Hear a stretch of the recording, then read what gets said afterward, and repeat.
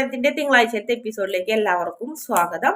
അങ്ങനെ ബാലൻ വന്നതോ പോയതോ ഒന്നും ഗോമതിയോ അതുപോലെ തന്നെ മറ്റുള്ളവരാരും അറിഞ്ഞില്ല. അവരുടെ ആഘോഷത്തിന് ഒരു മാറ്റവും വന്നില്ല.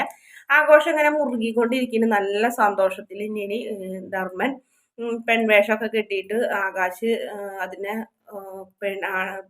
ഭർത്താവായിട്ടും ഒരു ഭാര്യയായിട്ടൊക്കെ രണ്ടുപേരും ഇങ്ങനെ കെട്ടിപ്പിടിക്കലും പൊക്കിയെടുക്കലും അങ്ങനെയുള്ള ഒരേ പരിപാടിയും ഡാൻസും പാട്ടും അടിച്ചു പൊളിക്കാനാണ്. അതിൽ ആനന്ദ് വരെയും സന്തോഷം കൊണ്ട് തന്നെ അതിൽ പങ്കെടുക്കുന്നുണ്ട്.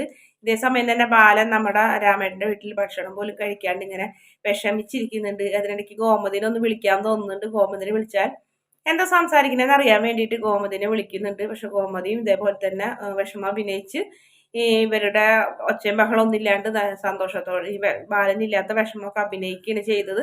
അതെന്തായാലും ബാലന് അതിനേക്കാളും വലിയ വിഷമാവുന്നുണ്ട്. പിന്നീട് ഗോമതിക്ക് അത് ഭയങ്കര കുറ്റബോധമാവുന്നുണ്ട്. ഗോമതി എല്ലാവരോടും പറയുന്നുണ്ട്, എൻ്റെ ബാലേട്ടൻ വിളിച്ചപ്പോൾ ഞാൻ നോണ പറഞ്ഞ് എനിക്കതിൽ വല്ലാത്ത വിഷമം ഉണ്ട് എന്നൊക്കെ പറഞ്ഞു. അത് സാരില്ല അമ്മ, നമ്മൾ ഒരു ദിവസത്തിന് വേണ്ടിയിട്ടല്ലേ എന്നൊക്കെ പറഞ്ഞ് അവർ ആ വിഷമം മാറ്റിയെടുക്കുന്നുണ്ട്.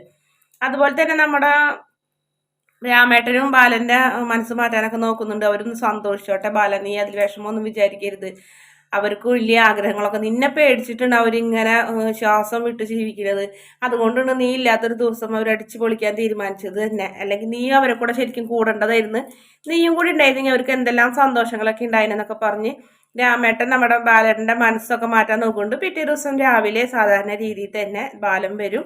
ഗോമതി വലിയ സന്തോഷത്തോടെ സ്വീകരിക്കും. അവിടെ സംഭവിച്ച കാര്യങ്ങളൊന്നും ആർക്കും ഒന്നും ഓർമ്മയില്ലാത്ത രീതിയിലൊക്കെ പെരുമാറും. പിന്നീട് റൂമിൽ വരുമ്പോഴാണ് നമ്മുടെ ബാലൻ അതിനെക്കുറിച്ചൊന്നും ചോദിക്കില്ല. പക്ഷെ അവർ പാടിയ പാട്ട് ഗോമതിയുടെ മുഖത്ത് നോക്കി വിഷമമൊന്നും ഇല്ലാത്ത രീതിയിൽ നല്ല സന്തോഷത്തോടെ തന്നെ പാടുന്നുണ്ട്. അത് കേൾക്കുമ്പോൾ ഗോമതിക്ക് ആകെ ഞെട്ടലാവുന്നുണ്ട്. എന്താ വെച്ചാൽ അവിടെ പാടിയതുണ്ടാവുന്ന കാര്യങ്ങളൊക്കെ ബാലേട്ടന് അറിഞ്ഞോ എന്നൊരു പേടി ബാലന്റെ മുഖത്തേക്ക് ഇങ്ങനെ ഗോമതി ഞെട്ടി നോക്കുന്നുണ്ട്. എന്തായാലും ബാലൻ ഗോമതിനെ അതുപോലെ തന്നെ മക്കളെ ഒന്നും ഈ ഒരു പരിപാടിയുടെ പേരിൽ ആരോടും ദേഷ്യപ്പെടണമെന്നില്ല. കുറച്ചൊക്കെ ബാലന് ഒരു മാറ്റം വന്നിട്ടുണ്ട്. കാരണം നമ്മുടെ മീനാക്ഷി ബാലനെ പരിധിയിലധികം ഉപദേശിച്ചും തർക്കുത്തരം പറഞ്ഞൊക്കെ കാര്യങ്ങളൊക്കെ പറഞ്ഞ് കണ്ണ് തുറപ്പിക്കാനൊക്കെ നോക്കുന്നൊക്കെ ഉണ്ട്. വീഡിയോ ഇഷ്ടപ്പെടുകയാണെങ്കിൽ ചാനൽ ഒന്ന് സബ്സ്ക്രൈബ് ചെയ്ത് സപ്പോർട്ട് ചെയ്യണേ.